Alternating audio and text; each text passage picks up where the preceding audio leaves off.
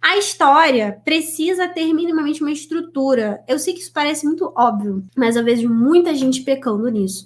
Que é você entender que ela tem um início, um meio e um final. Não tente se aventurar em finais abertos, nem em histórias não lineares, se você está escrevendo a sua primeira história. Cara, a gente acabou de falar alguns exemplos como desenho, andar de bicicleta. Cara, imagina só se você pegasse para andar de bicicleta sem rodinha pela primeira vez. Ou pegar para fazer, né, o desenho mais complicado de primeira vez. Ou entrar no videogame, já ir pro nível hard sem você nunca ter jogado. Então, por que as pessoas às vezes querem inventar? Despreza o básico, despreza a base e quer tentar inventar coisa. Para de ser doida. Você não pode fazer isso. Para de ser louco, gafanhoto. Você tem que fazer as coisas básicas primeiro. Aprende a fazer o arroz com feijão para depois você aprender a fazer coisas mais complexas, tá? Aprende primeiro a fazer o básico. Se você consegue dominar a estrutura narrativa linear, início, meio e fim bem amarrado, fechadinho, para depois você fazer o tal do final aberto, uma história não linear, o que seria história não linear? É quando você acaba contando meio que o início e meio em paralelo,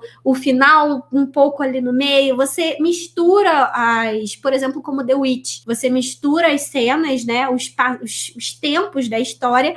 Ainda assim, ele obedece a essa estrutura de que aqueles acontecimentos contam o início, aquele acontecimento conta o meio, para depois tudo se juntar no final da história. Então, pensa nisso, porque quando você estiver tentando juntar as suas ideias, você sabe onde encaixar aquelas ideias. Essa sua cena aí que você teve, essa sua ideia de cena, ou sei lá, do que você teve para começar a escrever essa história, aonde ela se encaixa? É no início, para introduzir o seu leitor àquela história?